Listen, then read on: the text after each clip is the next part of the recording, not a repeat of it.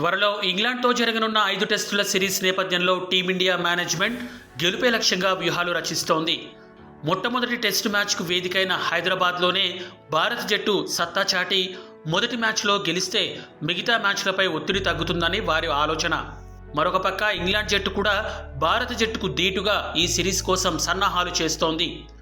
భారత గడ్డపై గత 10 సంవత్సరాలలో ఏ జట్టు భారత జట్టుపై సిరీస్ విజయం సాధించలేకపోయింది. అయితే ఈ రికార్డుకు బ్రేక్ వేయాలన్న తపనతో ఇంగ్లాండ్ జట్టు భారత గడ్డపై అడుగుపెట్టనుంది. అయితే భారత జట్టు చివరిసారిగా భారత గడ్డపై సిరీస్ కోల్పోయింది మాత్రం ఇంగ్లాండ్ జట్టుపైనే కావడం విశేషం. 2012లో ఇంగ్లాండ్పై సిరీస్ కోల్పోయిన భారత జట్టు ఆ తర్వాత గత ఏడాది చెన్నైలో జరిగిన టెస్ట్ మ్యాచ్లో కూడా ఓటమి పాలైంది. కాబట్టి ఏమాత్రం ఏమరపాటుగా ఉన్న ఇంగ్లాండ్ జట్టు భారత గడ్డపై మ్యాజిక్ చేసినా ఆశ్చర్యపోనక్కర్లేదు. ఈ నేపథ్యంలో England fast bowler woolly Robinson మాట్లాడుతూ టీమిండియాను ఓడించాలి అంటే ఒకే ఒక ఆటగాడిని అడ్డుకోవాలని చెప్పుకొచ్చాడు.